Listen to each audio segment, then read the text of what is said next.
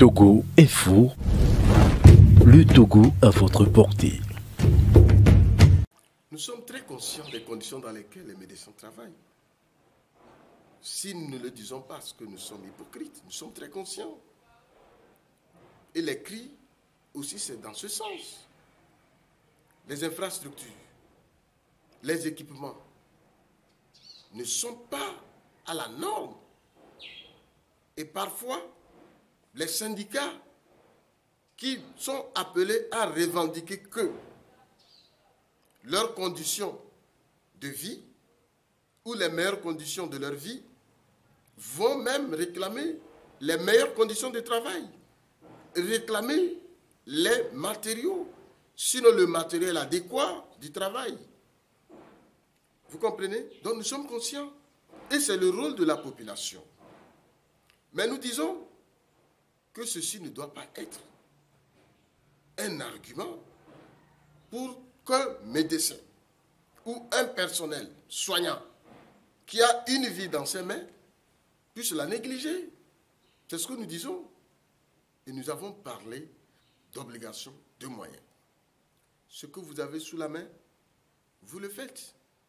Et si vous le faites avec votre conscience, le serment que vous avez prêté, vous utilisez tous les moyens et que vous n'arrivez pas à sauver la vie, ce n'est pas votre problème. L'OPS, lorsqu'il va dérouler sa machine, ne va pas tout de suite se fier aux informations des réseaux sociaux. Nous avons vu des témoignages, pas possible. Mais lorsque nous contactons des médecins, la version n'est pas la même. Nous savons qu'il y a des difficultés. Donc, dans notre mission, nous tiendrons compte de tout ceci. La preuve, l'OPS est constitué de médecins, des grands médecins, vous les avez vus, des juristes. Et nous avons besoin des expertises. Nous avons besoin des mains fortes, des mains puissantes, pour qu'ensemble on puisse analyser et déceler les vrais mots qui minent le système de santé. C'est là que nous allons. Nous ne sommes pas là pour condamner des gens qui travaillent déjà dans des conditions les plus difficiles. Nous avons dit hier que nos partenaires privilégiés, c'est d'abord les médecins eux-mêmes.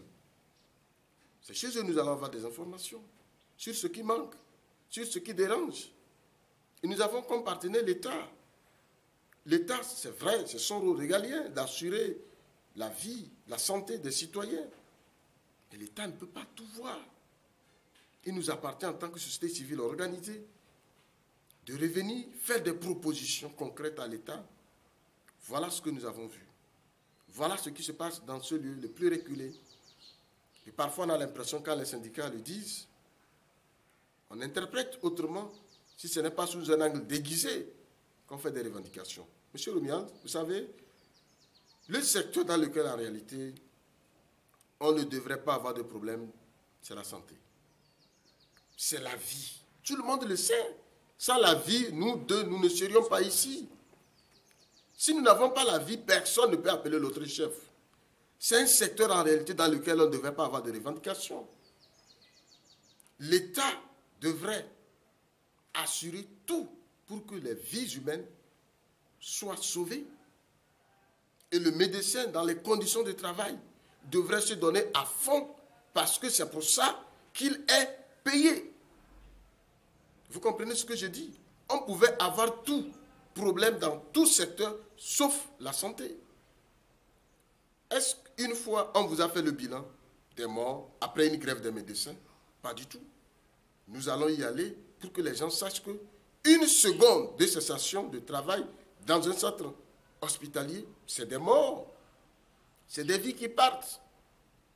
Si nous n'avons rien et que nous avons la santé, c'est le mieux. Au OPS, par exemple, nous disons la santé d'abord. Donc, tous les acteurs, le peuple togolais, le peuple africain doit conjuguer ses efforts pour que le système de santé soit le meilleur et que chaque citoyen qui se sent mal à l'aise ou malade, qui se dirige vers un centre de santé, soit dans un optimisme que je vais pour revenir à la maison. Vous savez, c'est une psychose. Depuis avant-hier, quand sur les réseaux sociaux on crie que les sages-femmes, l'accouchement devient difficile. Mais ça traumatise les femmes. Quelqu'un qui va pour accoucher, il a déjà dans son esprit, est-ce que je vais aller revenir? Et lorsque vous êtes psychologiquement infecté ou impacté, il est difficile de vous en sortir. C'est à nous de sensibiliser, de rassurer nos populations.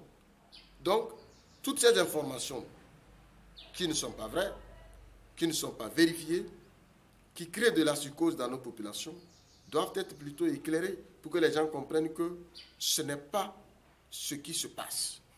Ce qui se passe en réalité, voilà les faits, voilà comment on peut procéder, voilà les approches de solutions avec tous les acteurs et on y arrivera.